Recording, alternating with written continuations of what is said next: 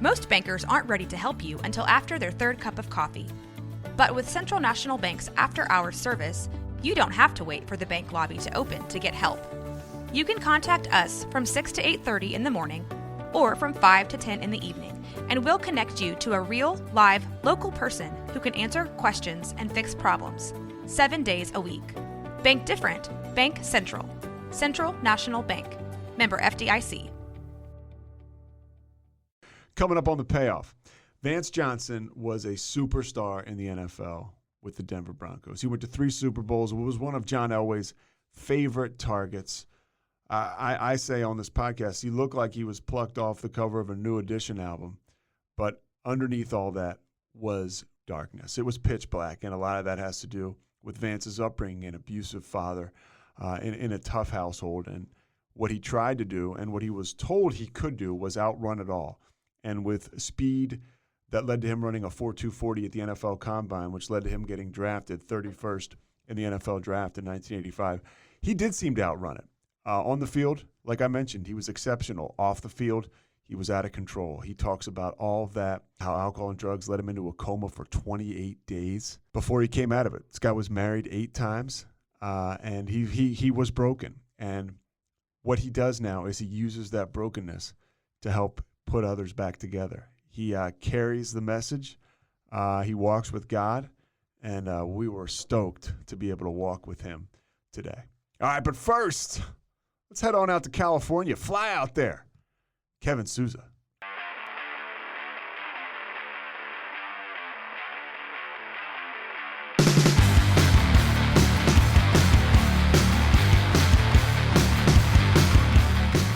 Is in as Elway rose to the right. Leaping catch by Vance Johnson for a touchdown. Vance. Hey, Pete. Are you in Tucson right now? Yeah, I'm in Tucson. America's Rehab Campuses is where you are right now, and you're the ambassador to the program, which means you're kind of the face of things out there. Yes, sir, exactly. In fact, I'm in my office right now, and they surprised me when I walked in the first time. I noticed it was orange and blue, and they said, "Yeah, because you were a former Bronco, so we wanted to paint your office orange and blue." 10 years. You're one of the few people. I know you had from 94 to 95. I guess you had a quick stint with the Chargers. Is that right? Interesting you said that, because I didn't want to be with the Broncos anymore because they were bringing on one of the Chargers wide receivers, so I decided to sign with the Chargers. And then you ended up back in Denver, though. Yeah, and that's because I got drunk and was partying in San Diego, and the owner of the team called me on a Sunday, and instead of taking me to church, he fired me. Wow. Yep, so I went back to Denver. So you go back to Denver, and that's why, you're one of the only people, or one of the very few guys who played with one team the whole time, I guess, because you probably never – did you ever suit up for a game with the Chargers? Oh, no. Well, only during the preseason, but never a game, only with Broncos. So you grow up in Trenton. What was the home life? What was the family life like growing up for Vance Johnson? Well, interesting. I wasn't really I didn't grow up in Trenton. I was born in Trenton, so I lived there probably 4 or 5 years of my early life. And it was kind of I don't even remember except for the trauma that I was going in my mind. So eventually we ended up having to move to Arizona because my mom couldn't live in New Jersey anymore with my father, who was a part of gangs out there when he was growing up, and the abuse that he was putting her through, and decided to come back out to Arizona. So it's kind of hard to remember New Jersey except for the family members that I was always around. Do you remember any of the abuse and how that may have shaped you? Actually, I remember all the abuse. And when you're just a little child, you're only traumatized, even though you may not remember the things that you saw, but you do remember the things that you had to feel.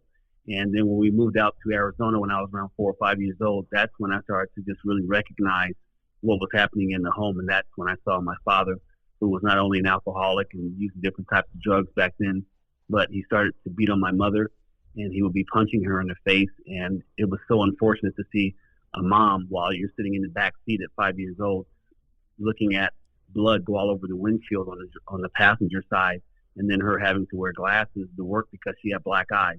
And that was just the beginning of the abuse that I had to grow up in and around. And I saw it every single day as a child, even in my own home especially.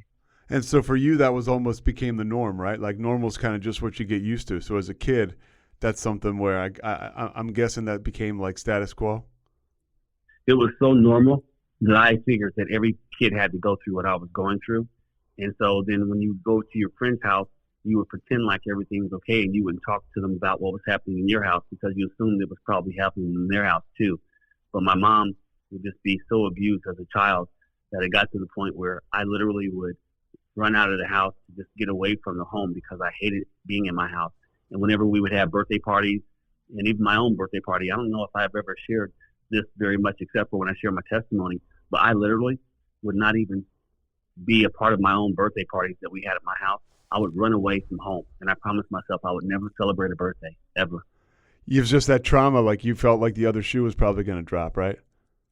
Yes. In fact, the other shoe did drop. You know, one time I actually ran away from home and ended up downtown Tucson, Arizona, which was about close to 11 miles away from my home, and I was just a child. Well, actually, I was around 9 or 10 years old, and my mother and father were looking for me. And eventually, and I don't know how they found me, but my dad saw me downtown Tucson, Arizona, and he pulled up and looked over at me and said, "Son, are you hungry?" And I looked at him and said, "Yeah, I'm starving, Dad." And my dad said to me, "Well, you know where you live at." And he rolled the window back up, and they drove back home. And so I had to walk back home. Wow. That's what I grew up around. That was just a part of it. And my mom was getting beat on just all the time. And she'd be getting screamed at. One time when I was in my early teens, me and my mom were looking for my father. He was at a nightclub. And we walked in. Well, she walked inside. I was kind of standing outside, and the door was open. And my dad was over there touching on this lady's boobs and another woman's crotch. And my mom started to punch on those women. And my father ended up grabbing my mother by the hair and dragging her out of the nightclub. So this is the trauma that I grew up in and around, not knowing how to be a husband and not even realizing eventually I wasn't going to know how to be a father either. It gets even deeper because when I would, during the day, when mom and dad would go to work, me and my sister would be home alone, I would sneak into mom and dad's bedroom because kids are nosy, and I would look in the closet and see what type of shirts my dad would wear. And I saw this magazine. You're too young. You probably never heard of it. It's called Hustler. Oh, I've heard of it. Okay. Yeah. So I opened this magazine up, man, and I saw these beautiful, happy women. And even though they were butt naked, to me, that was joy. And so I thought to myself, I'm going to marry one of them when I grow up. And so I had a sex addiction even as a child because I would go in there and look at these magazines to look at not only the women's bodies, but look at their smiles on their face. And then I started to see these different videos that my father had hiding under the bed. And I would watch the videos, and they're pornography. And so I was watching people have sex. So I literally, even though I was a virgin, I had a sex problem as a child as well. It distorts the way that we look at women for our whole lives. I mean, you get that image of, okay, this is, and you watch those movies. For me, I know it made me think, okay, it's okay to treat women like this, or this is what a sexual relationship looks like. And it really screwed me up. Yeah. It had nothing to do with marriage. It just had to do with feelings, didn't it? Yeah, everything was about feelings, right? I heard you say once, and we'll get into the relationships, but you said, you know, you've been married 8 times, and you said you would get into an argument with somebody, and you would just break up with it. You get divorced because you hated the way you hated the way you felt.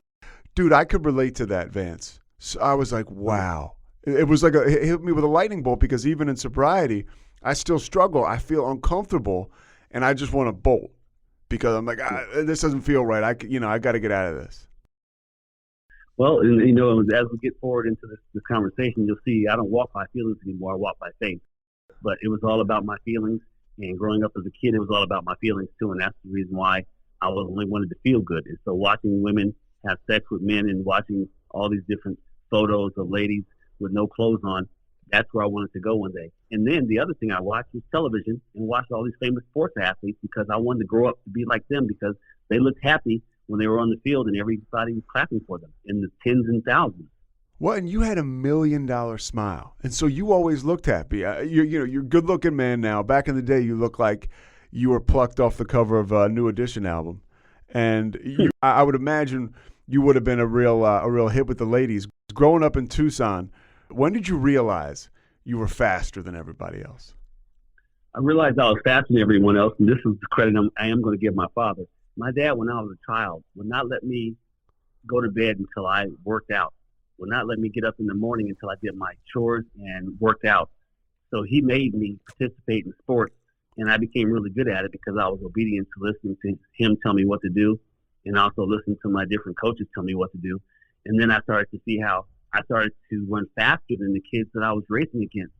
And I started to realize it's not what you do at practice, it's what you do when no one's watching.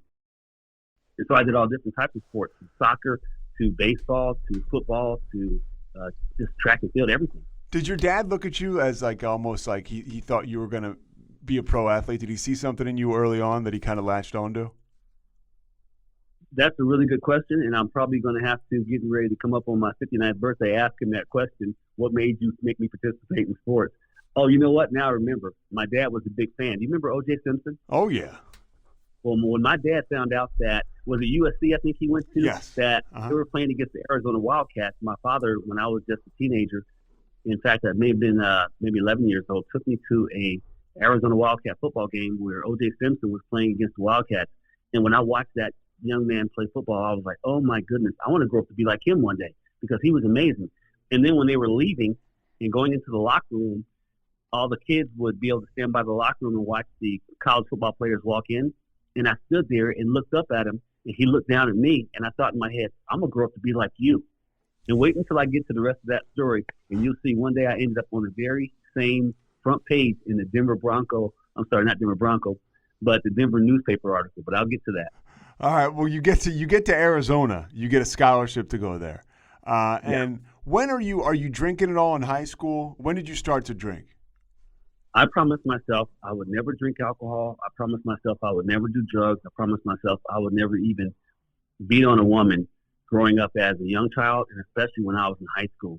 And do you know, all the way to the age of 21, and it's going to go further than this, I had never had a drink. I had never smoked no weed. I had never done anything wrong except for I ended up having sex and losing my virginity in my freshman year in college. I was a virgin all the way until I was a freshman in college. And the girlfriend that was graduating from high school, I ended up getting her pregnant. And unfortunately, when she got pregnant, her dad said, you need to quit football, young man, and quit track, marry my daughter so you can raise this child. And they don't use these terms back in the 80s, but I said, bye, Felicia, I got gold. So I was so upset with her. I cheated on her and got another woman pregnant. So Vance Johnson's first times out having sex, got 2 women pregnant. And I ended up abandoning both those kids. By the way, you touched on something. You almost qualified for the '84 Olympics. Like you were an outstanding track athlete. Well, watch, my freshman year in college, and you guys can Google this if you want to. My freshman year in college, I made it to the NCAA championships, and we were up in Provo, Utah. And who was the number 1 long jumper back then? Carl Lewis. Carl Lewis. Yeah. Oh yeah. Okay. So the night before the finals, here I am, the 14th place person, so I didn't qualify for the finals, but they came to my room and said, Mr. Johnson, the 13th place guy can't jump tomorrow, so would you like to jump? And I said, I'd love to. And so I called my mother and told her, Mom, I'm going to jump against Carl Lewis tomorrow in the finals here at the NCAA championships. And I asked her to pray for me because I had a headache. And she said, Vance, get off the phone and ask God to take away your headache and tell me you'll jump for me tomorrow. And how'd you so do? Watch this. The very next day, I jumped all day long, and I forgot that I had made a promise to God. So your listeners, anybody ever made a promise to God they forgot? Yeah. So all of a sudden, my last jump of the day, and it's 3 or 4 hours later, this promise came to my head. So I backed up about 12 inches because I was going to try harder. When I got down to the board, I'm 12 inches behind the board when I jump, but I jump anyway, and I don't come down. I'm up in the air looking at people. They're looking up at me. And when I landed, and I want you people to Google this, Vance Johnson, as a freshman in college, just won the NCAA championship. I did see that you won a title, and that's how. Wow. Yeah, that's how I ended up winning. So that was the behind-the-scenes story. What's your ego like at this point in time? I mean, because like I said, you're a good-looking dude. You're an incredible football player. You just won an NCAA championship. What's happening with your ego? Wow, you just made me think of a rhyme. My ego wouldn't let me go because I had huge ego back in the day. And to me, I was so self-righteous that it was all about me because to me, I thought an identity was something that was achieved rather than received. And it's like climbing to the top of a ladder. When you get to the top as a pro athlete, the only place to go is where? Down. Yeah. And we climb back down the ladder, we jump off head first. And we'll get into that part of the story too. How did you become such an exceptional wide receiver? I think you were running back. You played a couple different positions, but how did you become so exceptional? Was it natural talent, Vance, or was it hard work? That's really good at Arizona. Yeah. That's a really good story too. And even though you have natural talent, it ain't going to work out unless you work hard. And that's the reason why I have to give my father some credit, even though I hated him growing up as a kid, which I even tried to kill him one day when I was young, and I'm very transparent. But he made me work out all the time. And when you have talent, you need to work harder so your talent can get better. And that's the reason why I got so good at running track and playing football, because I did behind the scenes what my teammates weren't doing. And then I would show up on the field and end up playing better than them. And all through my college years in track and field and football, I would run 99-yard touchdowns. I was winning track meets, like I said, the NCAA championship. And even before I even made it to college, real quick, I need to share this. Even when I was in high school, do you know I won the gold medal at the Pan American Games for the United States of America? Wow. Yeah. People, you guys can Google this. I won the Pan American Games gold medal for the United States of America when I was just a kid. So all this is happening for you, and you're not drinking or using drugs at all. No. Up until you're 21, yeah. And you're. By the way, for people who don't know, how tall are you, Vance? I'm one of the shortest wide receivers in the history of the NFL. How tall? 5'10", right? And that's the reason why being a running back all the way from junior high school to college, by the time I made it to go to the scouting combine, they said, Mr. Johnson, you're too small to play running back in the NFL. You might want to try out for wide receiver. And I didn't even know how to run a route other than when I was told what to do on the field. So do you guys remember a guy named by the name of Randall Cunningham? Oh, yeah. He was drafted behind you, right? He played at UNLV. Yes.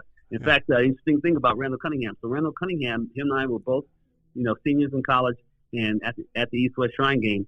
And he told me, hey, Vance, listen to this. I want you to go follow Jerry Rice and just run the same exact route that he runs, since you don't know how to run routes.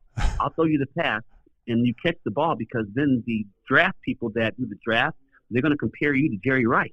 And so I just listened to Randall and follow Jerry Rice around and do the same exact thing.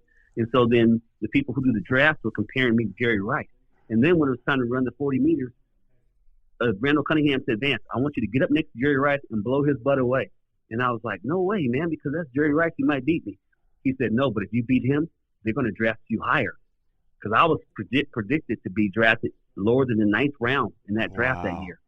I blew Jerry Rice away in the 40 meters, and I actually ran 4.18 and 4.19. Now, back then it was handheld. And that I ran 4.18, 4.19 at the scouting combine. And that's the reason why I was drafted second round by the Denver Broncos. Which nowadays would be the first round. You were the 31st pick overall. Yep. And, I'd have been first round. You get to the NFL. What was the transition like for a young guy in Tucson, Arizona, into the NFL and playing for the Denver Broncos? What was the transition like off the field and on it? When I got drafted and I got on the airplane to fly out to Denver, I was really dealing with a lot of emotions, because I didn't really have an identity when I was landing, except for being famous now. And I looked at the newspaper article, and it was on the front page of the Denver Post. It said, Broncos add Vance. Here I am now, Denver Bronco. And so I need to get into this part of my story. The fourth and final preseason game during the playoff, not playoffs rather, but the preseason game right before the final cut, we're playing against the San Francisco 49ers. And we're out in San Francisco, and all I have to do is catch a punt. And so I'm standing on the 10-yard line, and this is the last preseason game. And the ball's coming down, and I'm thinking maybe I should just close my eyes, because I'll be on the front page. ESPN will be recording this and everything. And I said, no, never mind. I'm just going to catch this ball. I ended up fumbling the ball. It rolls in the end zone, and San Francisco scores a touchdown and wins. So my teammates told me, Vance, you're going to get cut. Your career is over with. You can't drop a punt on the fourth and final preseason game and think you're going to make the team. So when we got back to Denver the very next morning, on the way to the final cut, my teammates stopped by a liquor store, and guys, that's when I had my first drink. And I was like, whoa, I ain't never felt so good in my life. And I didn't get cut. And all those stresses, right? The personal, I'm guessing, because I can just speak from my own experience. I tell people the first time I drank, it was like my first spiritual experience, right? Like, I mean, I thought it was. And all that stress, I'm guessing, went away. That personal stress and also the job stress. Yeah, all the stress went away, and I didn't get cut. And so then what I did was I leaned on alcohol to make myself feel better. Then I met a young lady. We went downtown Denver, Colorado, and she said, you ever smoked weed before? I said, never. She said, why don't you go ahead and just finish drinking that soda pop in that can? I said, what does that have to do with weed?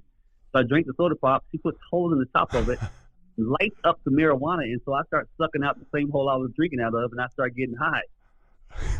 What was it like for you to advance? Now you got me saying the word advance. So you're advancing so quickly with alcohol and drugs, right? I mean, you know, you're 21, you have your first drink, then you're smoking weed, and now you're still performing at your job very well, by the way. I'm going to have to borrow that one, man, because I advanced in my addiction. Wow. Vance advanced in his addiction. How quickly did you advance? I was an alcoholic right away. My first drink turned me into an alcoholic because, like you said, about the feelings. And so alcohol made me feel better. And then smoking weed made me feel even better. And then when I started having injuries, I started taking these different types of drugs and pills to take away the pain. So I'm addicted to everything during the first part of my career. But to me, it was about that. You know, I would show up on the game at the game high. I would be high all Saturday night. And so Sunday, I knew by the time I got to the game and by halftime, I would run it off, and then I'd be able to catch those winning touchdowns by the end of the game. So I was always high every single game I went to. What were you high on? Were you smoking weed? Were you doing coke? Well, I didn't do coke, but I was smoking weed. I was taking these different types of pills, Xanax and different other pills for injuries, but I was addicted to all of it. And so then I'd ask people for different types of drugs that they wouldn't tell me what they were. So I can't sit here and lie and say I knew exactly what they were, but I know they were drugs that were illegal as well. And you said your teammates would be like, Vance, man, like you're messed up. Actually, my teammates, I would hide from them during the first part of the game, so they really couldn't tell. And eventually, it got to the point where some of them would be using with me, and I won't mention any names. Well, I'm guessing one of them was not John Elway, and he's your quarterback, or maybe he was. I don't know. You don't have to say. What was it like catching some of his passes? What was it like playing with a guy like that? First, let me say this. Was I silent when you made that comment? Oh, yeah, you were. There is a reason why, so I'm going to leave it there. Yeah. What was it like catching with John Elway? John Elway was the best quarterback that I've ever played with in my life. And I don't know if your listeners ever heard this before, but what happens inside the huddle is completely different from what you're seeing on television. During the first part of the game, this is how John Elway would call the play. 247, XY, ZN on one, ready, break. In the second half, this is how John Elway called the play. 247, XY, GN, on one. Vance, you better catch this ball, otherwise you're going to get cut. Ready? Break. He was that type of a leader, huh? Yes, and you know what? And I won't mention the two receivers, but two receivers that John told them, you better catch that ball. Ready? Break. They dropped the pass, and guess what happened the very next year? They both ended up getting cut. Yeah, well, you caught the ball more often than not. That's why you lasted 10 years. That's right. I caught the ball because John told me you better catch this ball. And so I always just listened to my quarterback. Now, we would hang out on the field. You guys would hang out off the field too? Yes, we would hang out off the field. I won't tell you guys where we went, but the places we went, I want to encourage you not to go to. I'll leave it there. I've heard a guy say once, born on third base, thought I hit a triple. I mean, I'm thinking about your accolades, right? I mean, you win an NCAA championship. You get drafted. Basically, we're going to call it the first round because it's 2022 now. You play in 3 Super Bowls, but early in your career, in your second year, you're going to the Super Bowl. And you're drinking and doing drugs, and I'm sure the women are all over you. Are you just thinking, hey, this is how it's going to be for Vance Johnson? Yeah, in fact, what I was thinking is this is the only way Vance Johnson is going to be happy. And so your listeners need to know that I was not only an alcoholic and a drug addict during the first part of my career, but I was a whore. And ended up getting married. I had found out that my 2 kids that I had in Arizona that I abandoned were being sexually molested by men who were dating their moms here in Tucson. And to me, I was about me. And so I ended up marrying another girl because she was going to have an abortion, and I wanted to do the right thing and not be like my father. And so I started using drugs and more alcohol so I can just cope with life. And I married her. But then I started cheating on her. I would go to nightclubs. I would go out to Las Vegas, guys, to gamble. And do you know, I ended up losing millions of dollars in Vegas. One time, Vegas had to hold me hostage at a casino until the Broncos paid them off. That's how transparent I am. Wow. So all this is going on behind the scenes. And what's like Dan Reeves saying? Anybody from he was your head coach, or Pat Bowlen, he was the owner. Anybody pull you aside and say, hey, Vance, we got to get this together? Because I know you had at least one arrest. I don't know how many. Several arrests, actually. But I will say this. Dan Reeves was a great coach. In fact, Dan Reeves would sometimes tell my wide receiver coach, Mike Shanahan, remember that? Oh, yeah. Mike Shanahan, He was the wide receiver coach before he became a head coach. He would tell me, Dan Reeves wants you to meet him at his office at 5:30 a.m. tomorrow morning, Vance. And so I would beat Dan. And Dan would really get in my butt about things. And so sometimes I would listen to him. But the one thing I did do was he always told me on the field, you stand next to me because I'm going to tell you when you need to get in there. And so you can look at different photos, and I can send them over to you. I was always standing next to Dan Reeves. So he was like a dad to me when I was in the NFL. And he kept kicking my butt so I could try to do things better. So I started having to lie to him, too, just to cope with life and make touchdowns. And that's when everything became clear that, you know what, Vance don't have a problem. But all they saw was the edited version of Vance on the field because off the field I struggled. I mean, dude, as a kid, I'm telling you, you were one of the coolest players in the NFL. You were 5'10", you had the high top fade. You were one of the three amigos. It was you, Ricky Nattiel, and Mark Jackson. And you were a superstar. Oh, well, watch this. Does anybody know how the three amigos got started? No, tell me. Well, that's how it got started. So me and Mark were best friends. I found out they were drafting this guy named Ricky Nattiel in the first round. I was pissed. And so I told Mark, don't you be friends with Ricky Nattiel because, see, I was so self-righteous. I wanted to be better. And since Mark was drafted in late rounds, I decided to make him my friend. Well, when Ricky lands, I ran the 40 meters and told the press to make that so-and-so, I don't cuss anymore, make that so-and-so, see if he can run faster than Vance Johnson. So here we are, me and Mark at training camp, and Ricky's there too. And Mark and I are roommates. And Mark and I now are arguing because him and Ricky became friends, and I was really pissed off at him. And I came in and yelling and cussing at him. And I went into his bedroom one day after I watched this movie, The Three Amigos, and I said, Mark, I got a good idea, man. We need to be friends again, so why don't me, you, and Ricky call each other The Three Amigos? And he looked at me and said, man, what are you talking about? And I am going to say one bad word, guys. He said, they might think three white guys could be three amigos, but not three niggas. And I was like, yes, they will. I'm going to tell them that John Elway said it. So that's brilliant.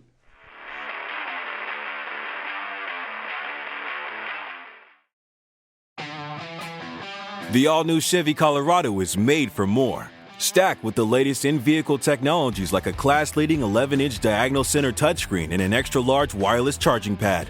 Plus, it features wireless Apple CarPlay and Android Auto compatibility to make staying connected easy wherever your adventure takes you. Chevy Colorado, made for more. Learn more at Chevrolet.com/truck/Colorado. Claims based on latest competitive data. As if the McCrispy couldn't get any better, Bacon and Ranch just entered the chat. The Bacon Ranch McCrispy, available at participating McDonald's for a limited time. Ba-da-ba-ba-ba.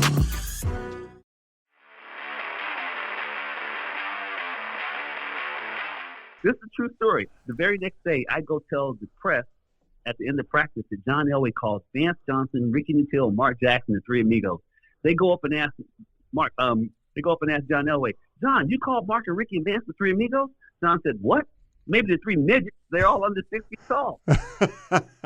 You guys were all kind of undersized. Yes, we were all under 6 feet. But the very next day, they put it on the front page. John Elway calls Mark, Vance, and Ricky the Three Amigos. And that's how they forced us to be friends. And that's when we all became friends, me, Mark, and Ricky. Dude. That's how the Amigos really started, guys, with a lie. That's stuck. No one knows that. They're talking about doing a movie called The Three Amigos, me, Mark, and Ricky. Oh, man. I'd be all in. By the way, your story, talking to you, is just super compelling. I'm wondering when I know you just wrote a book not too long ago, but, man, I think the movie's got to come out at some point, too. I mean, there's a lot of layers. As we move on in your story, one football question I want to ask. What was it like to catch a ball from John Elway in the freezing cold at Mile High? You actually asked that question earlier. I apologize for not answering right away. It was so hard to catch a ball from John Elway that I literally sometimes would scream at him and say, quit throwing the ball so effing hard, John. And John would say, I tell you what, Vance, I'll throw it a little softer to you. And that way, instead of you dislocating your fingers like you do almost every time I throw you a pass, they can just knock your neck off of you. And I said, never mind. Throw it hard, John. I remember hearing one of you guys say it would almost break the webbing in your hand. Oh yeah, man. You should see, my ligaments and my fingers are all messed up from catching passes from John Elway for 10 years. What an atmosphere that was. I mean, you go to 3 Super Bowls playing with the Broncos. You score 37 touchdowns over the course of your career. But some years are better than others. When you go in '86, you guys go to the Super Bowl. But that is the year of the drive. What was that like? I mean, you guys are, I guess, we were on the 2-yard line, right? You're on the road. No, we were on the half-yard line. We had 99.5 yards to go. And can you just give me a synopsis of what the hell that was like? So John is on the sideline talking to Dan Reeves, and he comes back out to the huddle, and he starts to call the play, and I'm sitting here thinking it's going to be on television, so I'm going to be the one that's going to make all these big catches, and so I'm going to be famous again. And you know what John Elway tells me? Vance, I'm not throwing you one pass, but what you will do is I want you to play in the slot and run down the middle of the field. Everyone's going to be chasing you from linebackers to safeties, and then I'm going to start throwing to different guys, but you'll be the person that's going to be running past everyone, and so everyone's going to think I'm throwing to you. Ready? Break. So you can go ahead and watch this, guys. I ran my play, and I was not going to get the ball, but I had to pretend like I was going to get it by running fast down the middle of the field, and that's why we kept on going play after play after play down the field, and if anyone wasn't open, John would run for that first down, all the way down to the 10-yard line, and this is the last play because I figured now I'm going to make the winning catch. And so John calls a play, and he put my amigo Mark Jackson on the same side of the field with me, and I break in the middle of the field, but the linebacker, the safety, and the cornerbacks cover me, and Mark Jackson scores a winning touchdown for the Denver Broncos, and that's how we won the drive. How quiet was it in that stadium on the road at Cleveland when you guys win that game?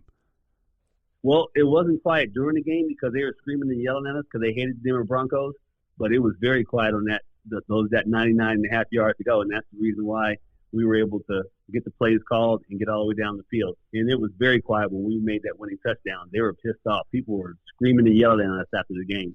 Well, probably the most historic drive in NFL and football history. You're a part of that. You go to the Super Bowl. You play the Giants in Pasadena. You have a big game, Vance. You have, I think, 5 catches. You get a touchdown over 100 yards. Are you riding high after that Super Bowl, even though you lose? Do you party after that? What happens? That's interesting you said that. And by the way, to your listeners, we have not had this conversation, and what I'm about to share with you is going to be the first time that I've talked about this in a lot of years.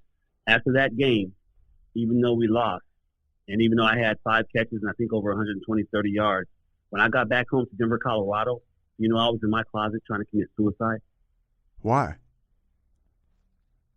Because I didn't love myself anymore. And I got drunk and I was high, and I was in my closet and I was thinking, I went to the Super Bowl. I thought I would feel happy and great now. Instead, I just got in my closet and I was trying to cut my wrist, and my mother ended up calling me and said, the Lord put you on my heart, Vance, and I just want to give you a call. I said, Mom, you just saved my life because I was literally cutting my wrist, and it was bleeding in my bedroom, and I would have bled to death. Stop cutting myself. It's funny. I sit here and I ask you why, but I mean that's almost an ignorant question because you've told me about your whole background growing up, and that's why. Because I'm sitting here as a fan, like, wow, this guy's got it all. But underneath it all, right, is that childhood, is that trauma that you can never outrun. Yes, and I didn't even realize that during my career that it was the trauma I grew up in and around that caused me to be so in much pain during my career. I had 3 women pregnant at the same time during my career. And how did you handle that? How to handle it? Well, the second wife that I married was pregnant, and the woman I was cheating on her with was pregnant that I met at a strip club, and then another man's wife that I was cheating with was pregnant. And I met that young man that was born out of that other man's wife for the first time at a Denver Bronco football game. I'm surprised they didn't put this all on video. The guy was holding the kid over top of the fence and screaming and yelling at me, telling me, this is your mother effing kid, Vance Johnson. I looked at him, and that kid looked just like me. But I ended up having to go in the field, and when I came back, I didn't see that kid. I found out years later that he was also being sexually molested by the grandfather. Whew. And all this is so heavy. So, of course, there's a lot of drinking and using behind all of it. Your career continues to ascend, though. And then when is the first time you notice your skills eroding because of alcohol and drugs? Well, my skills didn't erode because of alcohol and drugs. My mind made my skills erode because I was so traumatized, and maybe the drugs and the alcohol made it worse, but I didn't want to work out as much. And I started to just really feel like if this is how far I wanted to go to be successful and famous and have an identity, I'm very unhappy and I don't want to be here anymore. And you remember what happened with Antonio Brown running off the field during the playoffs? Well, guess what happened to Vance Johnson? I decided not to run back on the field. The Broncos asked me to come back and sign another 3-year contract. This is 95, right? Yeah, I just didn't show back up. And what did you do? Start using more. And that's when I started to literally fall asleep in my car. Now, I'd already been arrested several times for domestic violence, and I ended up being on the front page with the same guy I told you guys when I was a kid I wanted to be like, O.J. Simpson, that he was being charged for murder of his wife, and Vance Johnson was charged for domestic violence.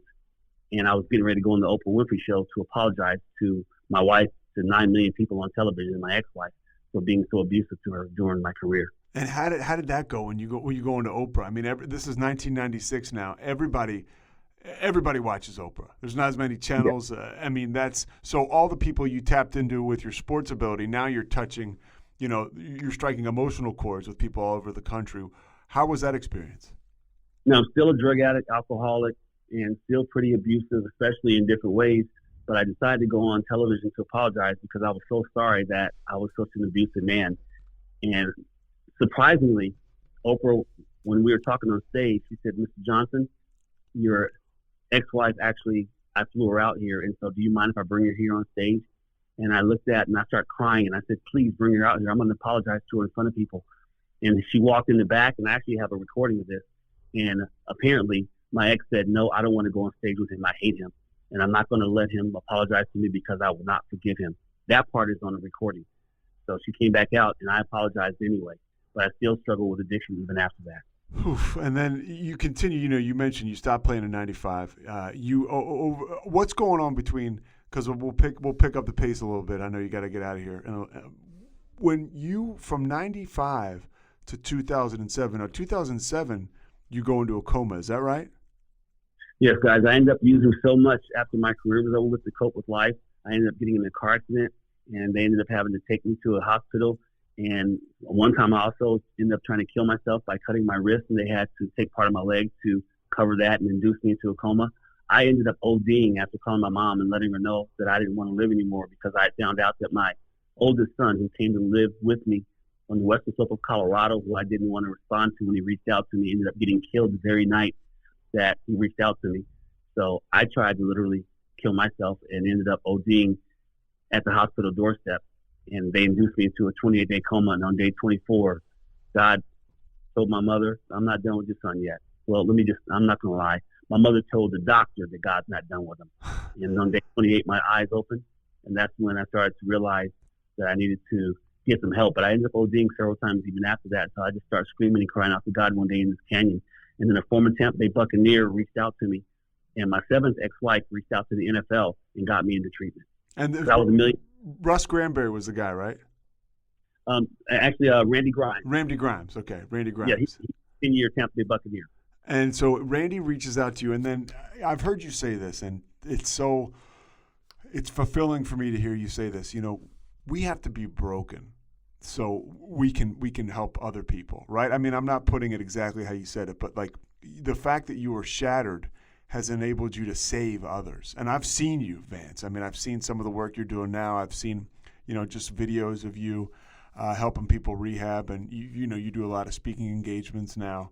But talk to me a little bit about being broken to help other people, because people now listen when somebody like you's talking. Well, this is my testimony, guys, and this is where I get really deep. It wasn't until I just cried out to God that I was so broken that I needed help because I didn't want to live anymore, that when I went to treatment, I started getting educated. The other thing I started doing was reading my Bible and just really believing that Jesus came to pay the price to nail all of our sins and addictions to the cross. And that's when I started to promise to God that for the rest of my life, I just want to go out there and be transparent and offer hope to so many who are struggling with addiction, to let them know just because you're some famous person doesn't mean you don't struggle with the same thing that other people, even the homeless people, deal with. And so for the rest of my life to this day, all I do is interventions, share the hope in Christ, and lead people to treatment. There are many roads to recovery, but mine is the Christ, and that's the reason why I share at different churches and different types of schools and events that I speak at all over the country, to let people know that there's a way out of the bondage of that addiction and brokenness that you have to deal with from childhood. Yeah, your Facebook is Vance Inspires, and I love being on there because, whether somebody is completely able to turn it over to God or whether they're struggling with that and they're still trying to find their way, you take Scripture and sometimes you'll insert addiction for words, right? For our faults or whatever, and it speaks to me. I think it would speak to a lot of other people if they went to check it out.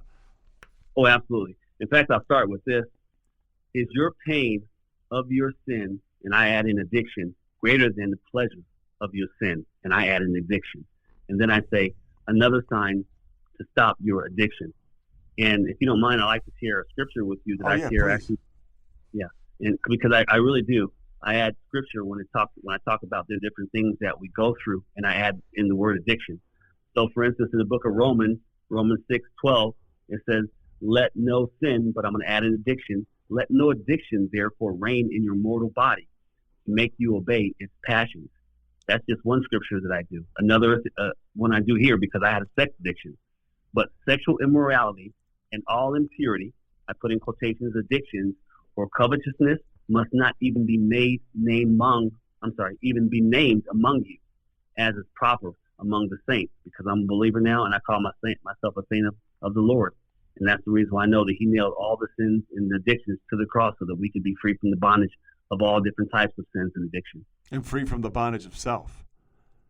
Yeah. You know, because that's a big one for us. And the way that you carry the word and weave that in together with sobriety is so big. A couple more things before I let you go. You talk about, now here you are, you're this radiant guy. You've got like sunlight coming through you. The sunlight of the Spirit comes through you when you speak. In 2007, I think, or towards the end, you talked about, because you're so transparent, like you would drink and then you couldn't even move, so you would urinate in a cup.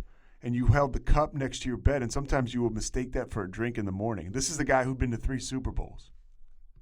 Yeah, and NFL Films actually did a documentary of me, and that's where I was really honest and transparent and was remembering that I would be so drunk that I couldn't even make it to the bathroom. I'd be so high that I ended up having to pee in a cup.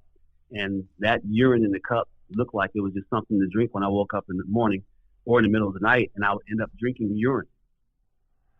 And that is a situation where you're constantly going down that road. Did you think to yourself, I'm going to die of this disease, or I'm just I don't care? I wanted to die. I was so suicidal in my mind that I didn't care if I died. And so anything that would happen of me dying, I was willing to accept. Where does somebody... Go ahead. Watch this in the Proverbs. And this is going to encourage people that might have a loved one and or themselves needing help. So the book of Proverbs, it says, "The way of a fool," and I put in addict, is right in his own eyes. But a wise man listens to advice. Well, guess what? Even when you're an addict, you can actually listen to a wise man's advice.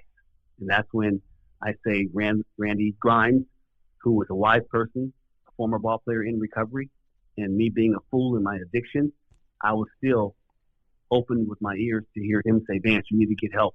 And that's when the NFL said, "We know you are $1 million in debt, but we're willing to pay for you to go to treatment." So the way of a fool, an addict, is right in his own eyes, but a wise man listens to advice. And I listened to the advice even though I was an addict. How did you get your life back together? Because like you said, you're deep in the hole financially, personally. You have 6 children. I'm imagining the relationships weren't all great. How did you, move on to that? Like, how did you fix all that? Or try to start? That's a really good question. The first thing I did, guys, when I got clean is I went to a church in Colorado there. Pastor Bososa had a large church there, and I ended up talking and sharing my testimony, and I asked people if they knew any of my ex-wives. And half of the church, which there were 3,000 of them in there, said, "Yes, we know your ex-wives." And I hit my knees and just started crying and said, "Please tell my ex-wives that I'm sorry, and I repent for my sins against them. It was not their fault. It was all my fault." And then I asked if anyone knew my kids, and the rest of them raised their hands and knew my children. I said, "Please apologize to my kids about me abandoning them as children, and that I'm never going to be that dad again." And so that's when I start to realize, as a believer in our Lord and Savior Jesus Christ, when you become a new creation, it says, "Behold, all things are new. The old has passed away." And that's when I started just saying, the old me I have died to. The new me is going to go offer hope to all those who need to die to their old ways and their addictions. And now, coming up on 9 years, but I'm in my 8 years of recovery, I've actually reunited even with my own biological kids, apologizing to them and then watching me in my recovery, knowing that Dad meant it. And so now they've accepted my apology after years of not even trusting that I was going to stay clean long enough. But I reunited even with my own junior, Vance Johnson, here in Arizona, that I haven't seen since he was in his mom's womb. I mean, that's unbelievable. And you're able to do it because you had that clean slate to work with. I remember I went to a place called Karen, and Father Bill, who's passed away, would speak to us. And I remember him just saying the words, "clean slate, Vance." And I remember thinking, like, This is if I turn myself over and if I work this, I will have that clean slate. And I did. And because I stayed sober and I did my best to do the next right thing. I mean, I still fall short, but I was trying finally. You know, I was willing finally. I was never willing before. Right. Absolutely. And like you said, we still fall short, but we are on our way to victory. And that's biblical too, because the Apostle Paul said, not that I have attained all of this, but I press on to that which he's called me to. And so that's exactly what you're doing and I'm doing, brother. We don't have not attained it all, but we keep pressing on so that we can keep being used to offer hope to others. What do you tell people that the person that just has one day and they don't know how to keep it? They don't know how to stay sober? Because I see all the people you work with and I see how they respond to you. What do you tell them? Well, many people, whether it's 1 day or 5 days or a week or a month, and end up relapsing, falling off again, there's a way, and they're going to use that testimony to offer hope to others who have relapsed. And so I tell them, don't judge yourself, but know, just like an athlete, it takes more than just one push-up to make you victorious. If you just do one push-up, you're not going to get muscles. If you do 10 push-ups, if you do 100 push-ups a day, then guess what? You can't stop. It's the same way in your recovery. You cannot stop. Every single day, you got to work out. Yo, Vance, I appreciate the time so much. Now, America's Rehab Campuses, that's where you are now, one of the many things you do, but you are the ambassador for them. You're out in Tucson. And then vanceinspires.org is the website. In fact, if people want to reach out to me, go to vanceinspires.org, and they're welcome to reach out to me via that. And guess what? They can call me at 888. My football number was 82, so I'm going to start again. 888-82-VANCE. 888-82-VANCE. They can call me personally. Hey, you're a special guy, Vance. I really can't thank you enough for the time. For me personally, growing up watching you and, being enamored by you, the outside and all the sizzle, now I get to be enamored by both the inside and the outside, and it's great stuff, man. I appreciate you. God bless you, brother. Let's keep doing this together. The promise we made God. Let's use our testimony to offer hope. I appreciate you so much, man, because you're God's vessel, and that's the reason why he had me on your show. Thanks, Vance. Okay, bro. Bye-bye. Thanks so much for listening to The Payoff with Pete. Once again, I'm Pete Souza. And of course, we are part of the Rogue Media Network. All kinds of good podcasts you can find at roguemedianetwork.com. And of course, you can find this podcast and all those other ones wherever you get your podcasts, iTunes, Spotify, other spots like that.